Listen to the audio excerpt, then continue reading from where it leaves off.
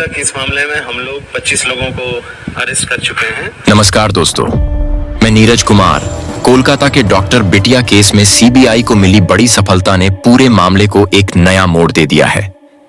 जो खुलासे हुए हैं उन्हें सुनकर आपके होश उड़ जाएंगे।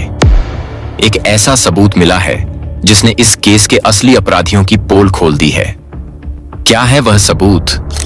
कैसे इस केस की जांच में हुआ है बड़ा मोड़? और कौन है वो मास्टरमाइंड जो अभी भी सीबीआई की पकड़ से बाहर है? जानने के लिए इस वीडियो को अंत तक जरूर देखें, क्योंकि अब न्याय की ये लड़ाई और भी दिलचस्प हो चुकी है। दोस्तों, सीबीआई की जांच में यह खुलासा हुआ है कि 9 अगस्त की सुबह 10 बजे के बाद एक विदेशी सिम कार्ड से पूर्व प्रिंसिपल संदीप घोष के करीबी डॉक्टरों और अन्य अधिकारियों को कई फोन कॉल किए गए थे। इस विदेशी सिम कार्ड का उपयोग वारदात के बाद सबूत मिटाने और डॉक्टर बिटिया का जल्दबाजी में अंतिम संस्कार कराने में अहम भूमिका निभाने के लिए किया गया था। दोस्तों, सीबीआई अब यह भी जांच कर रही है कि इस सिम का उपयोग और किन किन कामों के लिए किया गया होगा। सीबीआई को संदेह है कि डॉक्टर बिटिया के साथ हुए दुष्कर्म और हत्या के पीछे इसी सिम कार्ड यूजर का हाथ हो सकता है। जब इस सिम कार्ड की जानकारी जुटाई गई तो सीबीआई को यह पता चला कि यह सिम दुबई या बांग्लादेश का हो सकता है। अगर यह सिम भारत का होता तो सीबीआई इसे आसानी से ट्रेस कर लेती, लेकिन विदेशी सिम होने के कारण सुरक्षा कारणों और अंतर्राष्ट्रीय नीतियों के चलते इसे ट्रेस करना मुमकिन नहीं हो पा रहा है।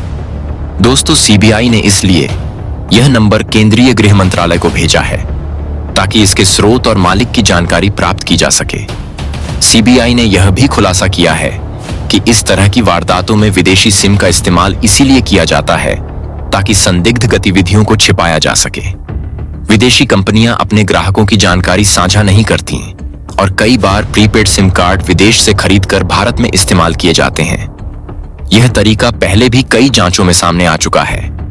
सीबीआई का मानना है कि डॉक्टर बिटिया के शव से नमूने एकत्र करने और अंतिम संस्कार तक की पूरी प्रक्रिया में कई गलतियां की गईं, जो जानबूझकर की गई प्रतीत होती हैं।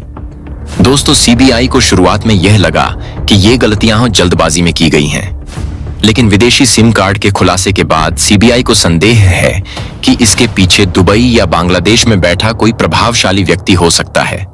दोस्तों, सीबीआई इस बात की भी जांच कर रही है कि इस विदेशी सिम का इस्तेमाल करने वाला व्यक्ति कौन है और उसका असली मकसद क्या था। साथ ही यह भी संभावना है कि इस घटना के पीछे किसी पुलिस अधिकारी की मिलीभगत तो नहीं।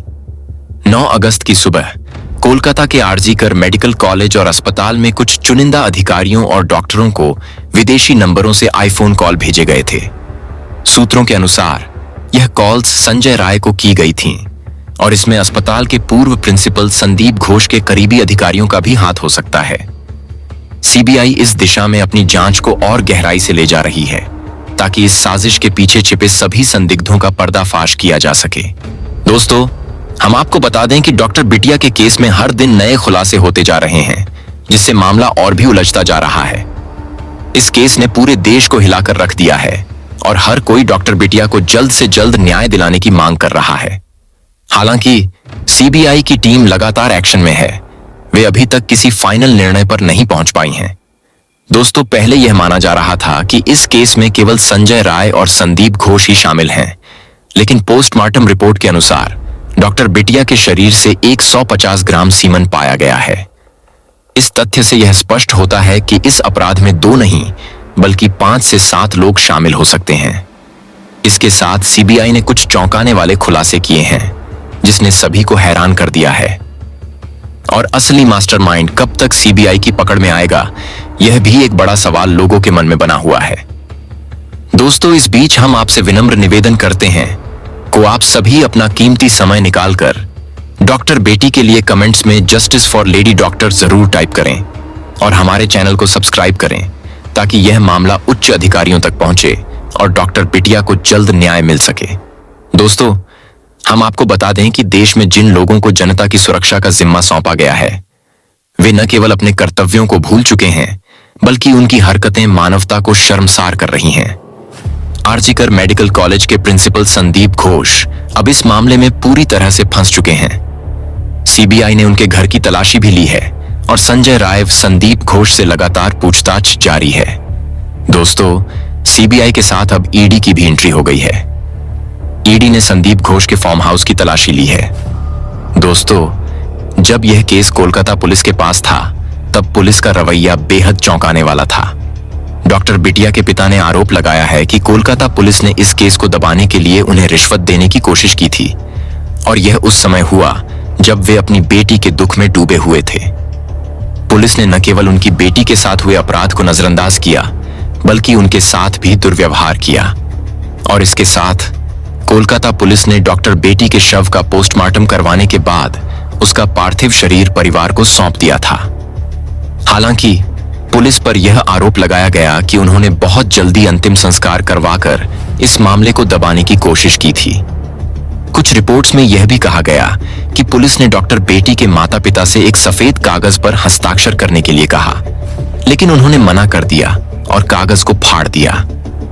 इस संदिग्ध गतिविधि से यह संदेह और गहरा हो गया कि पुलिस भी इस मामले में शामिल हो सकती है। दोस्तों, ट्रेनी डॉक्टर बेटी की चाची ने भी इस पूरे मामले में एक बड़ा खुलासा किया। डॉक्टर बेटी की चाची ने बताया कि घटना के दौरान डॉक्टर बेटी के माता-पिता को बार-बार प्रिंसिपल रूम में भेजा जा रहा था। जब वे सभी अस्पताल के सेमिनार हॉल पहुंचे तो वहां पुलिस की भीड़ लगी हुई थी और डॉक्टर और नर्स भी मौजूद थे। बाद में पता चला कि डॉक्टर बेटी के माता-पिता को एकांत रूम में बैठाया गया था और इस दौरान पुलिस बार-बार उन्हें वहां से बाहर जाकर आराम करने की सलाह दे रही थी। पुलिस की यह हरकत इस बात का संकेत दे रही थी कि पुलिस मामले को संभालने का केवल दिखावा कर रही थी, जबकि पुलिस सच्चाई को दबाने का प्रयास कर रही थी।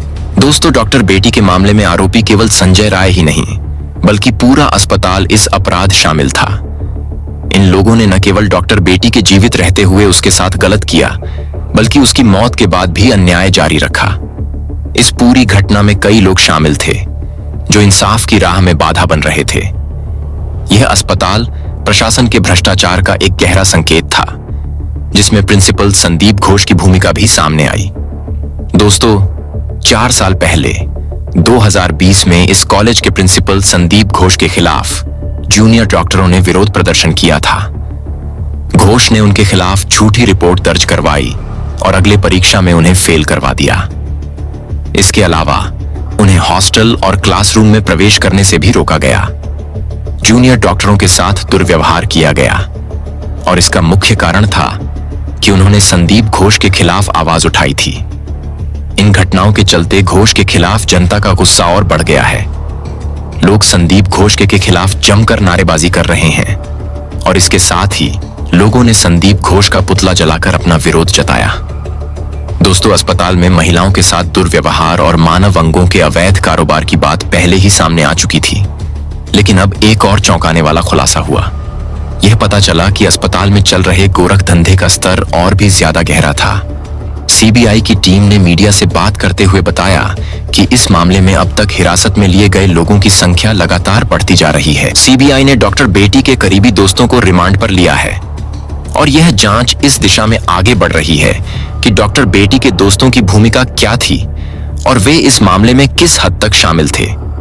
प्रारंभ में जब सीबीआई की टीम मेडिकल कॉलेज में पहुंची तो कुछ लोग यह दावा कर रहे थे कि वे डॉक्टर बेटी के घनिष्ठ मित्र हैं, लेकिन गहराई से पूछताछ के दौरान यह खुलासा हुआ कि वे वास्तव में डॉक्टर बेटी के दोस्त नहीं थे, बल्कि यह वही लोग थे जिन्होंने डॉक्टर बेटी की आवाज को दबाने का काम किया और ट्रेनी डॉक्टर के माता-पिता को भी धमकाया। दोस्तों, सीबीआई का यह भी मानना है कि इस पूरे मामले का मुख्य मास्टरमाइंड अभी भी पुलिस की पकड़ से बाहर है।